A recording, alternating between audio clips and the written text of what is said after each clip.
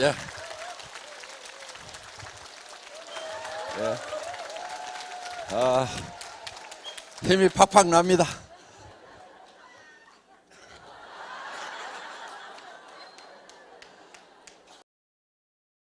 저희 회사의 창업 이념, 창업을 할 때 가장 기본적으로 제가 생각했던 부분이 첫째는 생존이라는 겁니다. 생존. 기업은 절대로 망하면은 안 됩니다. 반드시 살아 있어야 되는 거예요. 왜냐하면은 제가 한번 망해봤더니 이 망하는 것 자체가 범죄 이상의 어떤 피해가 발생을 하는 거예요.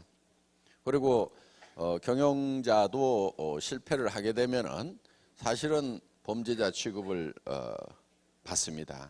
그래서 절대로 망하면은 안 되겠다. 그런데 망하지 않으려고 하면은 망하는 이유를 알고 있어야 되고, 그리고 거기에 대한 대비책을 가지고 있어야 된다 하는 거예요. 기업이 망하는 이유는 간단합니다. 비용 때문에 망합니다. 비용이 발생 안 하면은 그냥 문 열어놓고 그냥 계속 가도 돼요. 그런데 이 고정적으로 발생하는 비용 때문에 망하게 된다 하는 거예요. 그래서 이 비용이라는 것이 이제 고정비하고 변동비로 나누게 되는데, 고정비 중에서 예를 들면 가장 큰 게 인건비입니다. 인건비. 그리고 이제 사람이 있으면은 사무실도 있어야 되고, 이런 임대료가 나가게 되고, 기타 등등 회사가 존립하는 데 있어서 필요한 그런 비용들이 나가는데, 이 인건비를 줄일 수 있는 범위 내에서는 완벽하게 줄여야 되겠다. 그러면은 완벽하게 줄이는 것은 어디까지 줄이는 거냐면은 제로화 시키는 거예요. 제로화. 그렇죠? 제로가 돼 버렸어. 그러면은 더 이상 줄일 수가 없어요. 그게 이제 절대치가 되겠죠. 그래서 비용이 발생하는 가장 큰 요인인 사람을 줄이는데 제로 상태까지, 그러니까 무인 상태까지 줄이겠다 하는 거예요. 그래서 저희 회사에 지향하는 그 경영 방침 중에 하나가 무인 회사를 만들겠다 하는 것이 목표입니다. 그렇게 하려고 하면은 이제 전산화를 해야 된다 하는 거예요. 전산화를 통해서 컴퓨터가 대신 일을 할 수 있도록 함으로 말미암아서 인원을 극소화해야 되겠다 하는 거예요. 저희 회사는 매출이 90%가 날아가도 유지할 수 있는 그런 정도의 인력을 가지고 경영을 하고 있습니다. 대개는 매출이 30%가 날아가면은 기업이 흔들립니다. 50% 정도가 날아가면은 대부분의 회사들이 도산을 하게 된다 하는 거예요.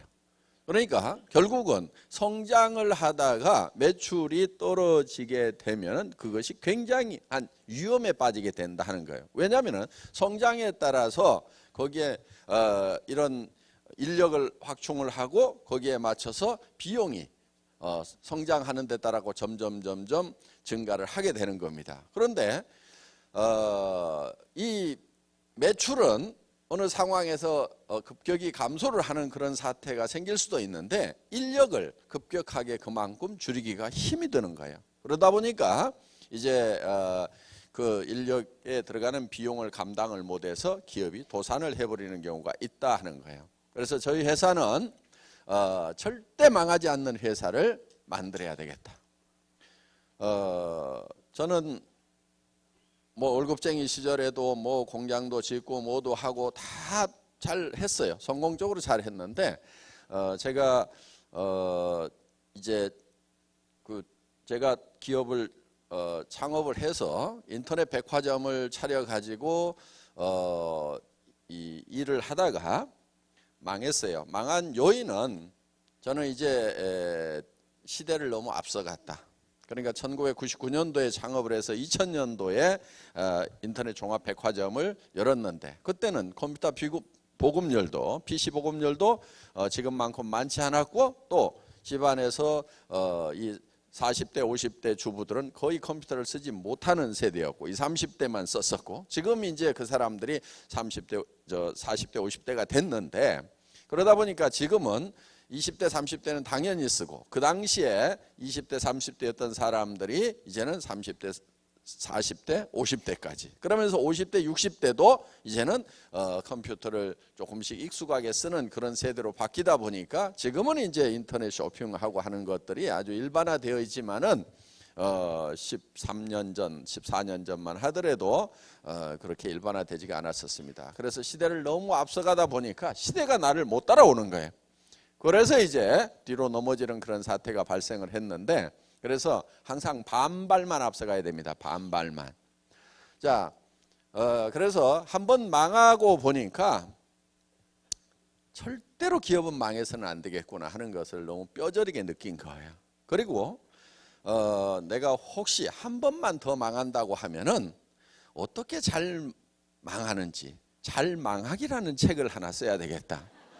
왜냐하면은 창업에 관한 책은 서점에 가면 많이 있어요. 어떻게 창업하는지 뭐 벤처기업부터 시작해서 많이 있는데 어떻게 망하면은 피해를 좀 줄이면서 망하는지 그런 거에 대해서 써놓은 책이 없어. 그래서 한 번 망하고 책 쓰기는 그렇고 내가 한 번만 더 망하면 이제 잘 망하기라는 책을 하나 써야 되겠다. 혹시 여기 많이 망해보신 분들이 있으면 하나 좀 쓰세요. 서점에 그 책이 없습니다. 그러다 보니까 쫄딱 망한 거예요. 그래서 세금이요 대주주가 돼가지고 51%가 되면은 그 세금이 평생 따라와요. 이 말이 안 되는 거예요. 주식회사니까 예를 들면은 내가 투자한 거 나도 다 잃으면은 이게 유한 책임이 돼야 되는데 주식을 51% 이상 갖게 되면은 세금이 무한 책임으로 평생을 따라다녀요. 사채도요 감면 받을 수도 있고 뭐 이거 은행 돈도 감면 받을 수가 있는데 세금은 끝까지 감면을 안 해주는. 그러니까 그런 부분들도 톡톡톡 정리를 할 줄 알아야 되는데 이거 그런 걸 정리할 줄 몰라가지고 세무소가 최근까지도 따라다녔었습니다. 뭐 다 정리를 하고 했지만은 뭐 하여간 그래서 기업은 절대로 망하면 안 된다. 그러니까 망하는 원인이 뭐냐면은 바로 비용 때문에 망한다. 저희 같은 회사는 특히 인건비를 줄여야 되겠다. 인건비를 줄이면은 사무실 임대료도 줄일 수 있고 모든 비용들을 다 줄일 수가 있어서 결국은 무인회사를 만들어야 되겠다. 무인회사를 만드는 방법은 전산화를 통해서 사람이 없어도 컴퓨터를 중심으로 돌아가는 회사를 만들어야 되겠다 하는 것이 이제 저희가 생존에 대한 기본적인 생각입니다. 자, 두 번째는 속도라는 겁니다. 속도. 자, 이제 생존하니까 존재는 하죠. 그러면은 그 다음에는 성장을 해야 되는데 활성화시키고 하는 개념은 속도의 개념이에요. 그래서 덩치를 키우기보다는 속도를 빨리 하는 것이 굉장히 중요합니다. 자, 이런 개념이에요. 이런 파이프가 있어요. 여기에서도 물이 나오고 여기에서도 물이 나옵니다. A와 B가 있어요. 어느 파이프에서 물이 많이 나올까요? 그런데 다 B라고 생각을 하지만은 여기에다가 속도의 개념을 집어넣어 가지고 여기에서는 사정없이 빠른 속도로 나오는데 여기서는 출출출출 쏟아져. 그럼 어디가 더 물이 많이 나올까요? A가 더 많이 나올 수 있다 이거예요. 이 파이프의 사이즈는 비용이라고 볼 수가 있고 이 비용은 적게 들이고 속도를 늘림으로 말미암아서 효율을 증대시킨다는 이런 개념입니다. 그래서 스피드 매니지먼트 하는 그런 개념들 거기서 이제 속도 하면 이제 시간 관리가 들어가고 그래서 이 초관리 시스템이라든가 이런 것들이 이제 경영학 분야에서 쭉 일반적으로 얘기가 되고 있습니다. 그래서 이런 이 모든 이런 인프라를 늘리는 것이 아니고 속도를 증가시킴으로 말미암아서 효율을 높이겠다 하는 그런 이제 효율적인 측면이 있고요. 그 다음에 또 한 가지는 우리가 조직을 성장시키는 방법에 있어서 곱셈의 법칙, 그러니까 보통은 덧셈으로 이렇게 나갑니다. 그리고 우리 머리 구조가요, 더하기 빼기는 아주 능숙하게 정확하게 하는데 곱하기의 개념이 감이 잘 안 잡혀요. 우리의 감각하고 실질적인 곱하기의 결과하고는 차이가 굉장히 많습니다. 예를 들면은 월급을 주는데 오늘 1원, 2일 날은 2원, 3일 날은 4원, 4일 날은 8원 이렇게 해가지고 31일까지만 주면은 월급이 얼만큼 될 것인가 하는 거예요. 계산을 해보면은 20억이 넘어갑니다. 자, 여기 보세요. 네. 이렇게 해서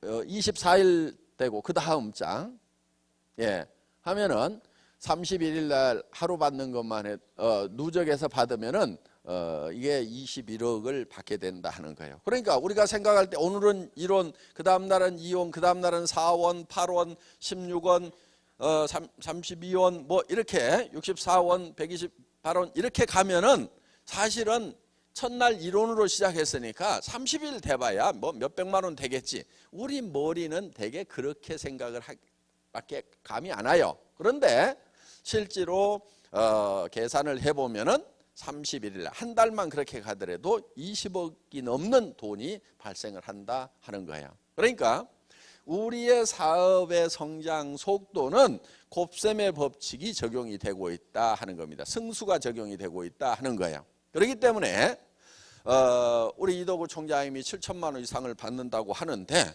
어떻게 해가지고 그렇게 많이 받을 수가 있느냐? 저 사람은 특별히 무슨 별난 사람인가?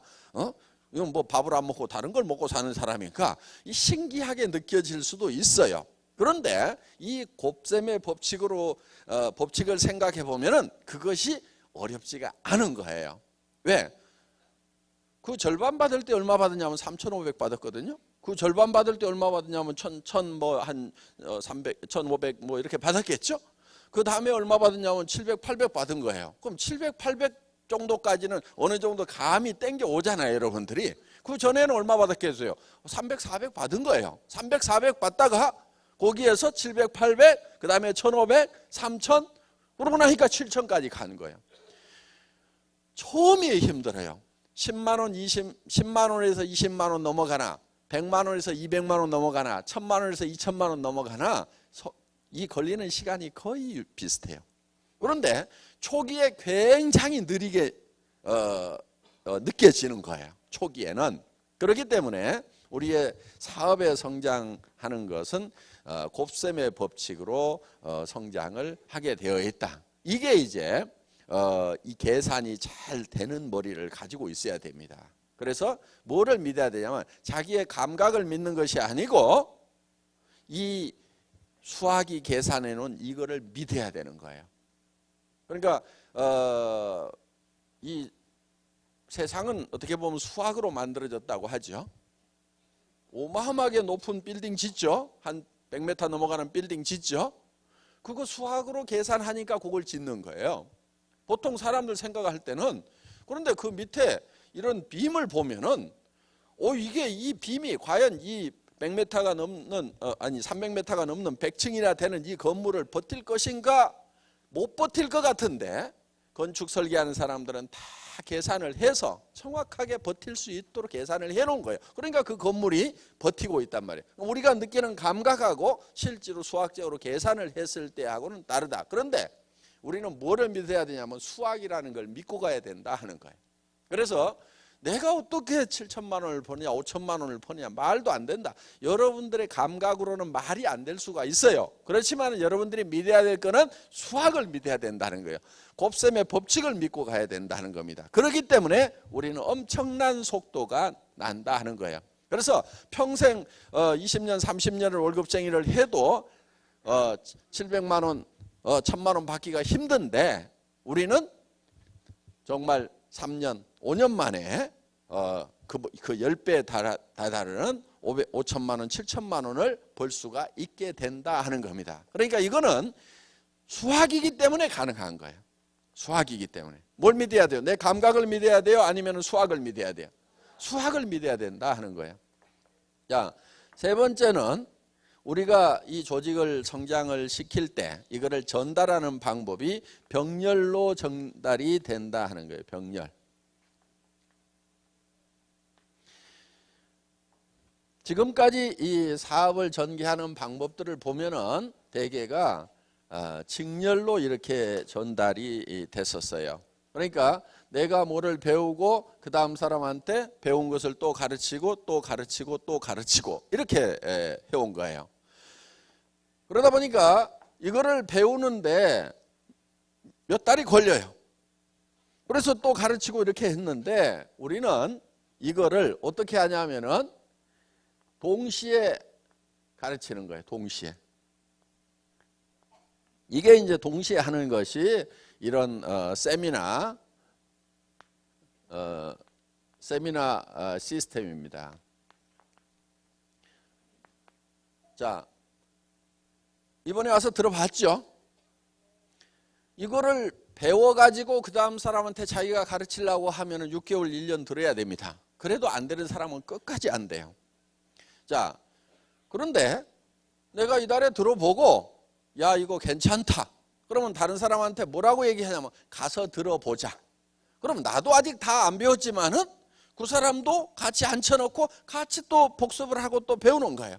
그리고 그 다음에 또 데려와가지고 또 같이 배우고 이렇게 해서 거의 동시에 이 세미나라는 시스템을 통해서 병렬로 동시에 정보를 공급을 해주는 시스템이다 하는 거예요. 그 다음에 또 하나는 두 번째는 방송 시스템이에요. 방송 시스템. 우리는 먼 거리에 있는 사람들이라든가 또 반복 교육을 하는 데는 이 방송 시스템이 굉장히 유효하다 하는 겁니다. 자, 우리가 가지고 있는 방송 시스템에 IPTV가 있어요. IPTV. 3355 채널이 있어요. 이 3355 채널을 켜면은 여러분들이 우리 회사에서 이런 세미나 장면이라든가 이런 것들을 다 들을 수 있도록 시스템이 되어 있다 하는 겁니다. 지금 현재 실시간으로 지금 돌아가고 있는 것을 보여주는 거예요. 자, 이게 보면 이 박사님 강의도 있고 뭐 강의들이 임명구 총장 강의도 있고 다 있죠. 이렇게 해서 이런 강의들을 여러분들이 집에 있는 텔레비전 있죠. 텔레비전하고 연결시켜서 듣는다는 거예요. 그러니까 옆집에 아주머니라든가 아니면은 친척들 집에 놀러라 그래가지고 차 한 잔 마시면서 영화 한 편 보자 그래가지고 틀었더니 잘생긴 남자가 나오는 거예요. 박한길이라고. 네. 그래서 강의를 같이 듣는 이런 걸 이제 하시면 된다는 거예요. 그래서 여러분들이 직접 설명을 하는 것이 아니고 이런 방송 시스템을 여러분들이 활용을 할 수가 있고, 그 다음에 이 방송 시스템 중에 VOD가 있어요. VOD. 우리 홈페이지에 들어가면은 여러분들이 VOD가 있고, 그거는 스마트폰으로도 바로 다운받아 가지고 여러분들이 이 스마트폰에서도 보여줄 수가 있어요. 지금 우리 홈페이지거든요. VOD 한번 돌려보세요. 예. 여기 있죠. VOD 있죠. 그러면 이성윤 박사님 강의도 있고 뭐 우리 리더들 강의가 다 있어요. 그래서 이 강의를 이렇게 틀면은 요게 여러분들 집에 있는 컴퓨터에서 다 돌아갈 수가 있고, 그 다음에 스마트폰에서도 이게 다 돌아갈 수가 있다 하는 겁니다. 스마트폰으로는 주문도 그걸로 다 하시고 이렇게 이제 다 할 수 있도록 되어 있습니다. 그래서 여기 이제 스마트폰에 이렇게 들어가서 주문하기 뭐 해서 이렇게 다 할 수가 있어요. 자, 거기에서 여러분들이 교육 내용을 스트리밍 시스템으로 해서 동영상으로 다 보여줄 수도 있고, 여러분들이 지하철 타고 다니면서도 다 이렇게 듣고 보고 할 수가 있다 하는 겁니다. 자, 이런 이제 VOD 시스템이 갖춰져 있습니다. 그리고 이제 이런 것을 통해서 이제는 병렬로 전부 다 동시에 공급을 하는 거예요. 그러니까 여러분들이 야 저기 애터미에 들어가 가지고 회원번호 치고 패스워드를 쳐야 되겠죠. 패스워드 치고 이제 들어가면은 이런 것들을 다 볼 수 있어요. 그럼 여러분들의 아이디하고 패스워드를 친구들한테 가르쳐 주세요. 야 들어가서 네가 한번 봐봐. 그러면은 요즘에 볼 수 있는 사람들은 본다 이거야. 그러면은 그 말을 모르겠다 하시는 분들은 스폰서 보고 명함에다가 무슨 아이디인가 뭔가 패스워드인가 뭔가 있다는데 그걸 어떻게 쓰냐고 해서 명함에다가 적어가지고 주세요. 여기 한번 들어가봐 하고 주면은 아는 사람은 지가 알아서 들어가요. 여러분은 못 들어가더라도 적어서 주면은 들어갈 놈은 다 들어가게 돼 있어. 그러니까 야 들어가봐 이렇게만 여러분들이 얘기를 하더라도 된다 하는 거예요. 그리고 그런 거를 문자로 해가지고 여러분들이 날려주면은 그 사람들이 여기에 들어가서 병렬로 여러분들이 직접 다 배운 다음에 가르치고 이렇게 하면 속도가 나질 않아요. 그래서 이 빠른 속도로 이 정보가 전달이 될 수 있는 이런 방송을 이용한 그런 이 병렬 시스템으로 사업이 돼간다. 그러니까 저희가 지금 50년의 역사를 지금 이제 60년 됐는데 60년의 역사를 가지고 있는 미국의 A사를 우리가 따라잡을 수 있다. 이렇게 얘기하는 것은 지금은 병렬로 정보가 전달될 수 있는 시대이기 때문에 우리가 따라잡을 수 있다고 생각을 하는 거예요. 그들은 직렬 방법으로 성장을 해왔어요, 지금까지. 그런데 우리는 병렬 방법으로 나가면은 그때는 누가 컨텐츠를 어떤 컨텐츠를 가지고 있냐 하는 것이 굉장히 중요한 거예요. 그런데 우리는 우리 회사의 사업 내용, 그게 이제 전달해 줄 정보 내용, 그게 컨텐츠인데 예를 들면은 우리는 그런 우수한 컨텐츠를 가지고 있어요. 자, 제품 품질이 좋죠, 가격이 싸죠. 그 다음에 회사의 이런 경영 철학이라든가 마인드가 확실하죠. 이런 것들을 전달해 줄 수 있는 내용들이 많아요.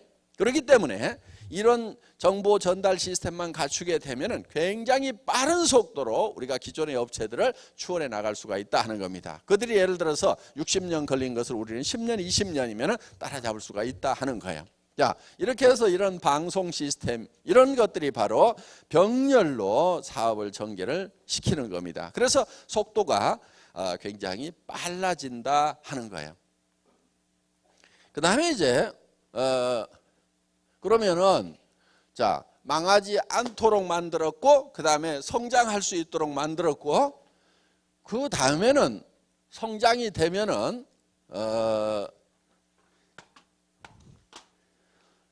가치가 창출이 됩니다. 그러면은 그 가치 창출된 것을 나누어야 되는 거예요. 그게 이제 세 번째 균형이라는 겁니다. 균형. 자, 창출된 가치를 잘 나눠야 돼요. 균형 잡히게 나눠야 돼요. 왜 균형 잡히게 나눠야 되냐면은 우리가 가지고 있는 재화라는 것이 항상 유한하기 때문에, 한정되어 있기 때문에 유한한 재화를 가장 효율적으로 나누는 것은 균형 잡히게 나눠야 된다 하는 거예요. 이런 개념이에요. 나무통 이론인데 예를 들어서 이런 옛날 나무통이 있죠. 이렇게 판자를 가지고 이렇게 만들어 놓은 나무통이 있어요. 그러면은 이 나무통에다가 물을 가장 많이 담는 방법은 이 나무의 높이를 똑같이 해줘야만이 가장 물을 많이 담을 수 있어요.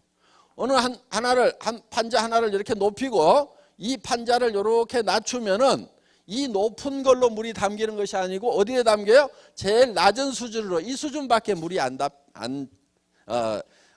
담기게 된다 하는 거예요.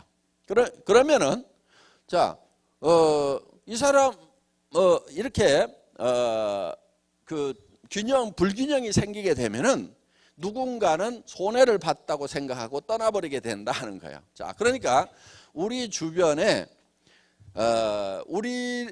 우리가 있으면은 우리 주변을 우리를 구성하고 있는 이 구성 요소들이 있어요. 그걸 이제 기업에서는 되게 고객이라는 표현을 쓰는데 내부 고객이 있고 외부 고객이 있어요. 그러면은 자, 애텀이라는 회사가 있으면은 우리의 고객 중에 내부 고객이 있어요. 내부 고객은 첫 번째 직원들을 얘기합니다. 직원들을 내부 고객이라고 얘기를 해요. 그 다음에 이 직원들이 내부 고객에게도 잘 나눠줘야 되는 거예요. 그 다음에 외부 고객이 있어요. 외부 고객은 우리 사업하시는 분들이 외부 고객이죠. 사업자들이. 그렇죠? 그럼 여기는 뭘로 나눠줘요? 수당이라는 걸로 잘 나눠줘야 된다 하는 거예요. 이 수당도 나눠줄 때 어떻게 나눠줄 거냐 하는 거예요. 어떻게 나눠줄 거냐. 자, 어떤 회사는 이 수당을 일부 사람에게 사정없이 많이 이렇게 줘버리는 경우가 있어요. 수당이 받는 분포를 보면은. 그래서 스타 플레이어를 만들어 가지고 예를 들면은 1년에 막 100억도 수당을 받아. 한국에도 그렇게 받는 사람이 있어요, 지금. 한 100억 받아. 그런데 회사는 대한민국에서는 35%만 주도록 법 규정이 있어요. 그러면 같은 35%를 가지고 엄청나게 받는 사람이 있다고 하면은 회사가 겉으로 내세워 가지고 띄우기는 좋아요. 우리 회사에 한 달에 10억씩 받는 사람이 있다. 이렇게 띄우기는 좋은데, 그런데 그 10억을 준 걸 어디서 갖다 준 거냐면은 이 사람들을 쫄쫄 굶기면서 여기다 갖다 줬단 말이에요. 그래서 우리 회사는 그렇게 안 줘요. 이만큼만 줘요. 이만큼만. 그 대신에 그러니까 5천만 원, 7천만 원만 받도록 해놓은 거예요. 그 대신에 어디를 많이 줘? 여기를 많이 주는 거예요. 여기를 이렇게. 그래서 우리 회사의 이 수당을 받는 것을 보면은 예를 들면은 2억 이상 받는 사람도 제법 있고 1억 이상 받는 사람도 그보다는 더 많이 있고, 그 다음에 5천만 원 이상 받는 사람 더 많이 있고, 그 다음에 이렇게 연봉 뭐 2천, 3천 되는 사람들, 이 분포가 이렇게 돼 있다 이거예요. 그런데 다른 회사들을 보면은 이거를 다 끌어가지고 누구한테 줘버리냐면 이렇게 준단 말이에요. 스타 플레이한테 사정없이 몰빵으로 줘버리고 그 사람을 쫙 띄워가지고 그냥 자기도 그렇게 보는 줄 알고 다 몰려들도록 이렇게 해놨어요. 그리고 그 수당 체계를 보면은 대개 이제 우리보다 큰 업체들이 다 이 브레이크 어웨이 방법이라는 걸 쓰고 있어요. 브레이크 어웨이 방법은 대개는 라인을 3라인, 6라인, 9라인, 12라인, 15라인, 18라인, 21라인, 24라인 이런 식으로 만드는 거예요. 거기에 따라서 직급이 올라가는 거예요. 우리는 그런데 딱 2라인밖에 없어요. 2라인밖에 없어요.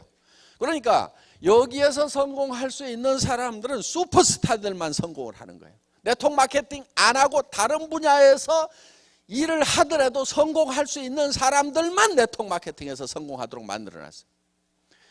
우리 이도구 총장님은 17년 동안을 해보니까 성공을 해요, 못해요? 못해. 그런데 17년 동안 다른 회사에서 성공을 못했는데 애텀이 오니까 성공을 하더라 하는 거예요. 그럼 무슨 차이 때문에 그러냐? 예를 들면 수당을 이렇게 여러 라인을 만들도록 해가지고 진짜 잘하는 사람에게는 몰빵으로 줘버리는 거예요. 그럼 보통 사람들은 이렇게 못 해내는 거예요. 지금 2줄 하는데도 쉬워요, 어려워요? 어렵잖아요. 그렇죠? 2줄만 하는데도 어려운데 3줄을 해야 되고 4줄을 해야 되고 6줄을 해야 되고 9줄, 그건요 보통 사람은 못해요. 슈퍼맨들만 하는 거예요. 그래서 대부분 미국의 A사라든가 N사라든가 H사에서 성공한 사람들을 보면은 다 학위가 있는 사람들이에요. 대개는 학위가 있고 아니면은 책을 쓸 정도의 능력을 가진 사람들, 자기 조서가 몇 권씩 있는 사람들이에요. 그런 사람들이 성공을 해요. 아무나 책 쓰는 거 아니잖아요. 그래서 그런데 우리 애터미는 세 번째 라인 못 만들게 하고 여기다 붙이라고 그러고, 4번째 라인 못 만들고 여기다 붙이라고 그러고, 5번째 라인 못 만들고 여기다 붙이라고 그러고, 다 밑으로 이렇게 내리도록 이렇게 해놓으니까 여기에 브레이커에서는 혼자만 돈 벌고 수당 받게 돼 있는데, 여기서는 나도 벌지만 이 사람도 벌고 이 사람도 벌고 이 사람도 벌 수 있도록 돈을 받는 사람을 더 많이 만들어 놨다 하는 거예요. 그게 이제 우리가 이만큼 중간 사람들 요걸 끌어내려 가지고 이렇게 가도록 만들어 놓은 거예요. 그렇기 때문에 이 균형 분배에 있어서, 수당을 분배하는 데 있어서 균형이 잘 잡혀 있다 하는 거예요. 이런 브레이크웨이 시스템을 가지고 있는 회사들은 한쪽에다가 사정없이 치우치도록 해놨고, 밑에는 쫄쫄 배고프도록 해놨고, 니도 한번 뛰어서 가기만 해라. 근데 가는 게 쉽지가 않은 거예요. 그래서 애터미에서는 야, 이 슈퍼스타들 당신들 능력 있고 하지만은 5천만 원만 벌어도 돼. 나머지는 요리 좀 내려줘. 그래서 좀 능력 없는 사람들도 좀 먹고 살게 해주자. 그래서 끌어내린 거예요. 그러니까 나는 5천, 7천 1억 가지고는 만족을 못한다. 그럼 애터미 사업을 하시면 안 돼요. 애터미에서는 그 이상 안 주게 돼 있어요. 그러니까 그렇게 주는 회사를 찾아가세요. 분명히 안 나온다고 그랬어요. 왜 안 주냐고 나중에 얘기하지 마세요. 예, 미리 말씀드립니다. 그렇게 줄 수 있는 회사로 가시라 하는 거예요. 저희 회사는 5천만 원만 벌어도 한 달에 5억 버는 사람이나 한 달에 5천만 원 버는 사람이나 삶이 제가 봤을 때는 비슷해. 5천만 원씩만 벌어도요, 자기가 살고 싶은 집에 다 살 수 있어. 차도 자기가 타고 싶은 차 다 탈 수 있어. 물론 뭐 10억, 20억씩 하는 뭐 한 대만 주문해서 사는 차, 이런 차 타려고 하면은 우리 회사에서는 안 돼요.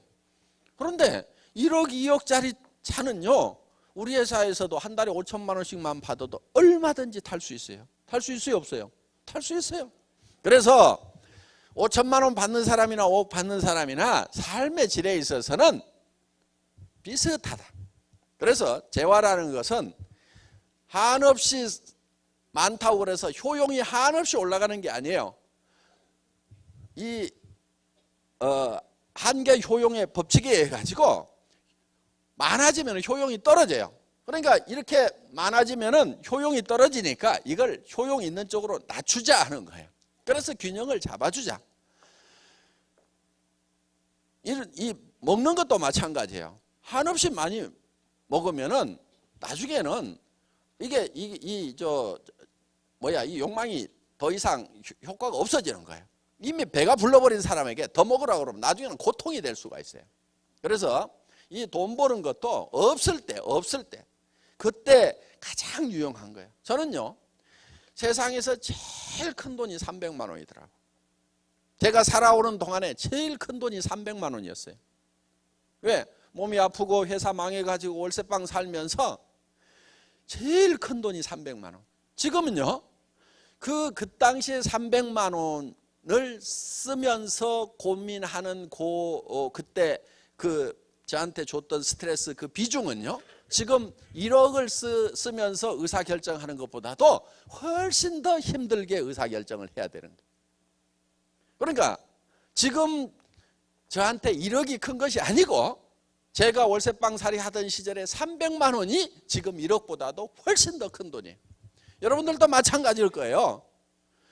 지금 1억보다도 더 큰 돈이 생활비 300만 원이 훨씬 더 커요. 그러니까 여기에다가 효용이 낮은 쪽에다가 이렇게 쌓아놓을 것이 아니고 300만 원 벌 수 있도록 500만 원 벌 수 있도록 이쪽으로 내려주자 이거예요. 그러면은 우리가 가지고 있는 재화의 효용이 전체적으로는 올라가는 거예요. 이걸 극대화시킬 수 있는 거예요. 그래서 한쪽으로 쏠리는 것을 잡아줌으로 말미암아서, 균형을 잡아줌으로 말미암아서 우리 안에 쌓여 있는 재화의 효용을 극대화시키겠다 하는 것이 이제 이 수당 체계에 있어서도 균형 감각을 가지고 만든 거예요. 그래서 그 수당 체계 제가 만든 거예요. 어디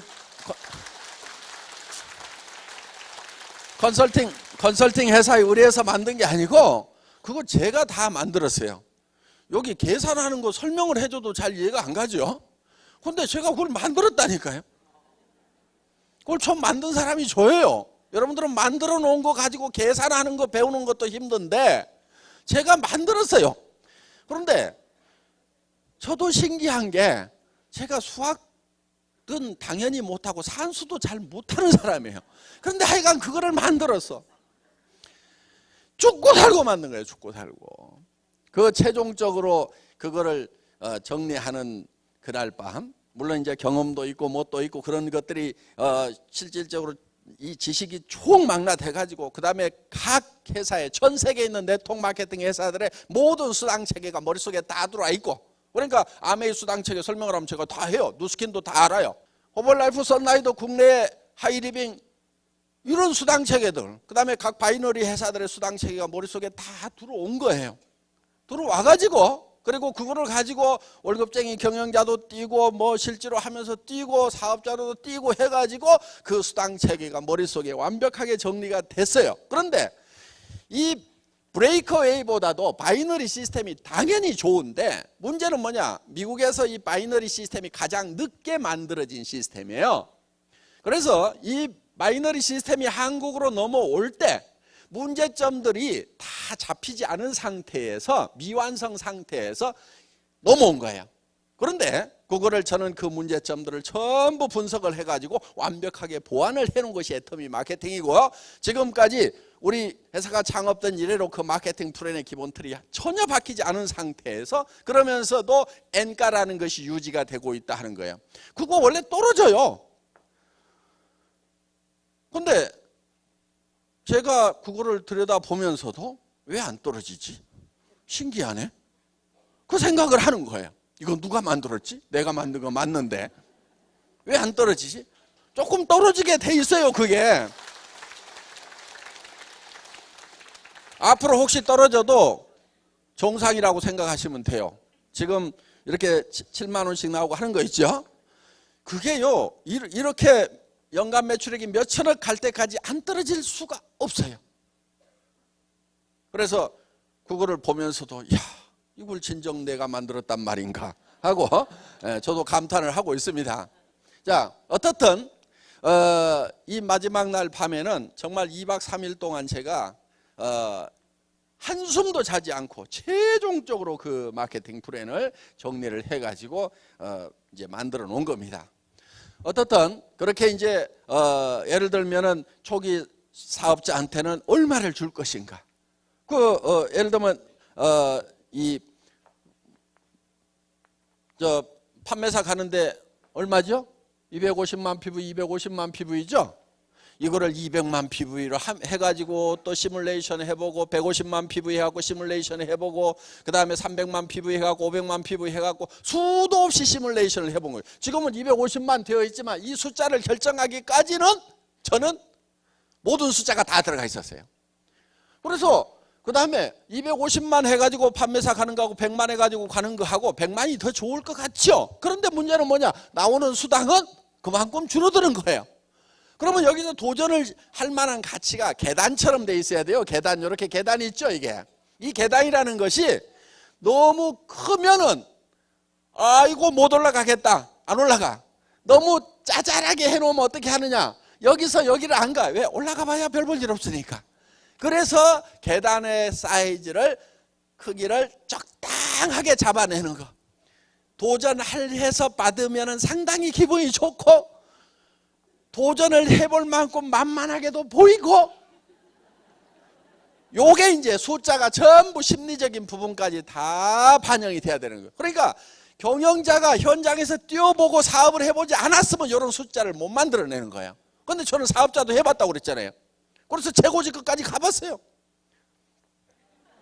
보세요. 우리 집사람하고 저 백구도 신고, 제가 이 최고직급자 이거 저 타이틀 수여식 할 때 이거 받은 거거든요. 자, 하여간 이렇게 하다 보니까 제가 현장에 감각이 있으니까 어느 정도 계단을 사이즈를 해야 되는지를 만들어낸 거예요. 어떻든 이런 걸 가지고 이렇게 이제 밸런스를 잡아놓은 거예요. 이게 전부 다 균형을 잡은 거예요. 그래서 사업자들은 수당 면에서 이 균형을 잡는데 위에하고 중간하고 밑에하고를 어떻게 해놓을 거냐. 그런데 밑에다가 너무 많이 주다가 위에가 적어버리면은 안 해버려. 그렇죠?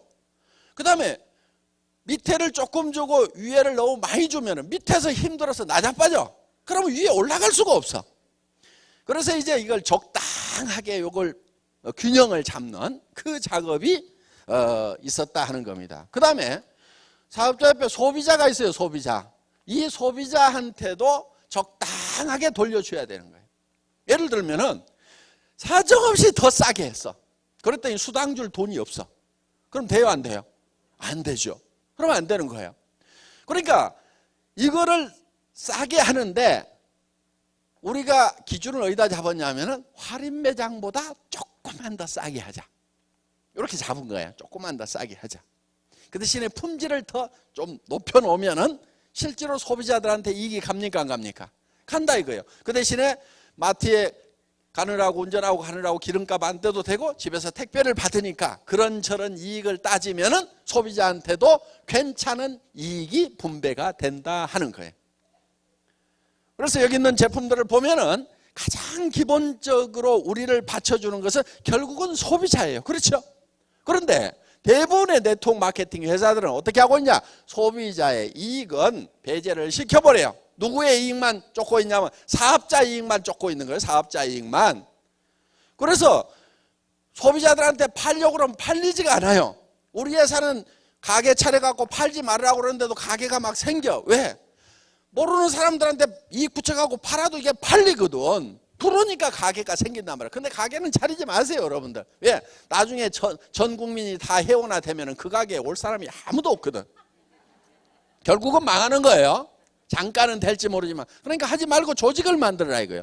그래서 우리 회사는 사업자가 소매 마진을 붙여서 팔아도 소비자들이 이익이 될 만큼 그만큼 소비자 이익을 많이 챙겨놨다 하는 거예요.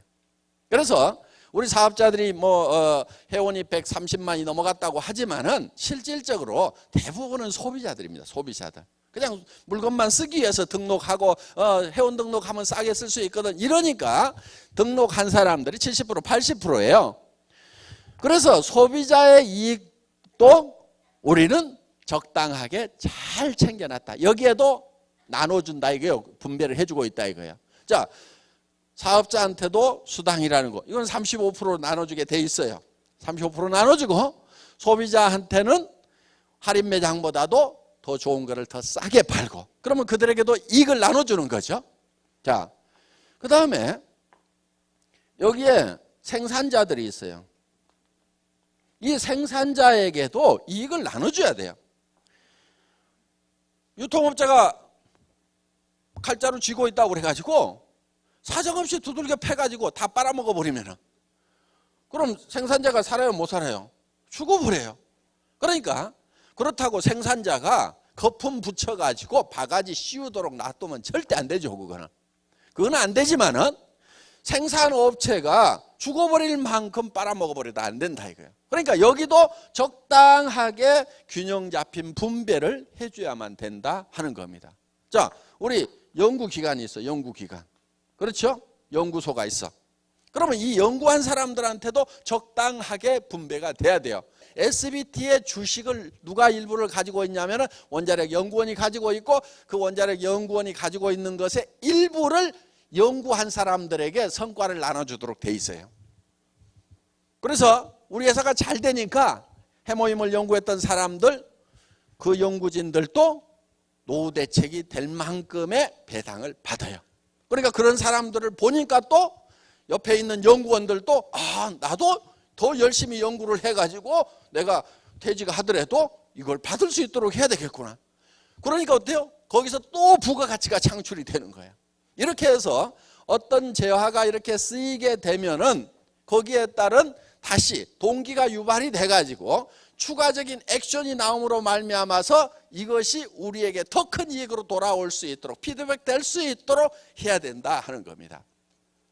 자, 여기에 물류회사라든가 여기에 우리 옆에 이렇게 우리한테 벌어먹고 사는 사람들이 많이 있어요. 이 사람들에게도 이익을 적당하게 나눠줘야 된다 하는 거예요. 그래서 이런 것들이 균형 있게 이렇게 배치가 되면은 여기 있는 사람들이 다 만족을 하고 더 활동을 더 해서 더 많은 부가가치를 창출하고 그거를 또 분배를 시키고 그러니까 이 균형이라는 것은 이제 경제활동이 부가가치를 창출하는 거 그거를 분배하는 거 이 크게는 두 영역으로 이렇게 돼 있다고 하면은 우리가 첫째는 생존해야 되고 그 다음에 이 속도라는 것을 가지고 우리는 부가가치를 폭발적으로 창출을 시키는 거예요. 그거를 균형 잡히게 분배를 함으로 말미암아서 영속성을 보존할 수 있고 그 다음에 거기에 따라서 동기부여가 돼가지고 더 큰 이 부가가치 창출할 수 있는 동력으로 활용을 하게 된다 하는 거예요. 그래서 이렇게 많이 받아갖고 남는 사람도 없고 너무 적게 받는다고 우리한테서 떨어져 나가버리는 사람도 없고 자, 여기에는 경영자도 있겠죠. 경영자. 그렇죠? 저도 좀 나는 먹어야 돼요? 안 먹어야 돼요? 안 준다고요? 나 안 해 그럼 나도. 근데 너무 많이는 안 주더라도 재미가 있을 만큼은 줘야 돼. 그렇죠? 재미가 있을 만큼은 줘야지. 이것도 내가 더 새로운 아이템도 개발하고 뭣도 하고 뭐 새로운 나라도 진출해가지고 의욕적으로 하지. 여러분들이 못 주거든 안 되거든 너는 그만 먹어 그러고 쫙 빨아먹어 버리면 그럼 내가 이렇게 가면은 결국은 요 수준밖에 안 된다 하는 거예요. 그러니까 저도 좀 버려야 돼요. 최소한 우리 로얄 마스터들보다는 조금 더 버려야 돼요. 그렇죠? 나는 그게 균형이 잡혔다고 생각을 해. 그러니까 제가 더 벌어요. 그러니까 많이 벌어요. 많이 벌어. 그런데 그거를 제가 많이 버는 것이 맞는데 많이 버는 것이 맞다고 그래가지고 한없이 소유를 해야 되느냐? 그건 아니에요. 그거를 다시 2차 분배를 해줘야 되는 거예요. 이 시스템에 참여하지 못하는 사람들이 있어요. 예를 들면은 장애인 참석해요? 못해요? 못해요. 그 다음에 20세 이하 어린이들 사업 못하게 돼 있어요. 그런데 소년 소녀 가장이야. 그 다음에 연세가 너무 많으셔가지고 여기까지 오시지도 못하는 노인네들도 있어. 그러면 이 시스템에 참여 못하는 사람들에게는 별도의 분배 시스템을 가지고 있어야 된다 이거예요. 그래서 그거는 우리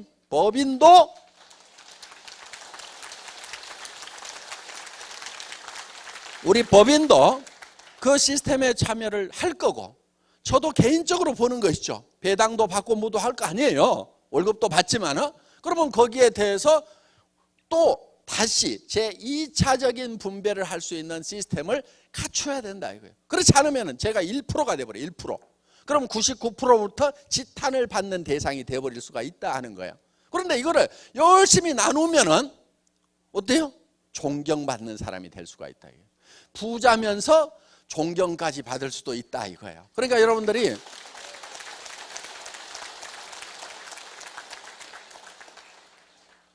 개인적으로는 돈지랄을 안 해야 돼. 돈지랄 하는 사람들이 있어.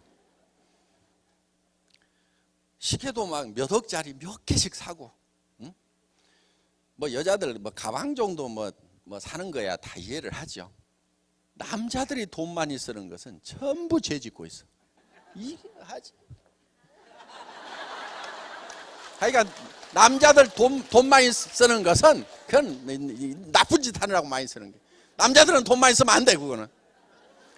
여자들은 돈을 좀 써도 돼요. 왜?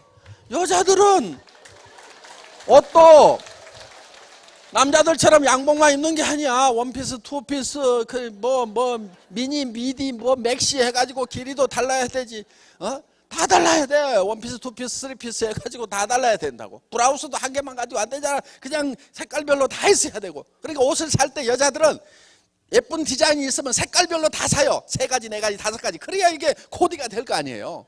구두도 굽이 높은 거, 낮은 거 이런 거 다 있어야 돼. 뾰족한 거, 둥근 거. 또 색깔별로 다 있어야 돼. 목걸이도 진주 목걸이 하나짜리, 2줄짜리, 3줄짜리, 긴 거, 짧은 거, 흑진주, 화이트 진주, 요즘은 핑크 진주 이런 거까지 다 있어. 그럼 옷 색깔에 맞춰가지고 그런 거 저런 거 가방도 긴 거, 짧은 거, 큰 거, 적은 거 색깔별로 다 살라고 하면 한 10개는 있어야 돼. 여자들은 필요해서 돈 쓰는 거예요. 근데 남자들은 쓸데없이 돈 쓰고 있어. 남자들 돈만 있으면 안 돼요. 그건 전부 죄 짓는 거야.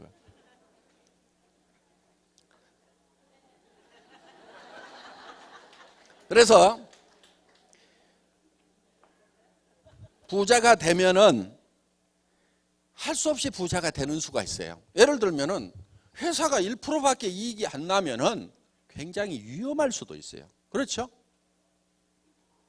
어느 순간에 1% 정도는 예를 들어서 매출이 급감한다든가 하면은 마이너스가 손해가 나버릴 수도 있단 말이에요. 그러면 수당 못 주는 수도 생겨요. 그렇죠?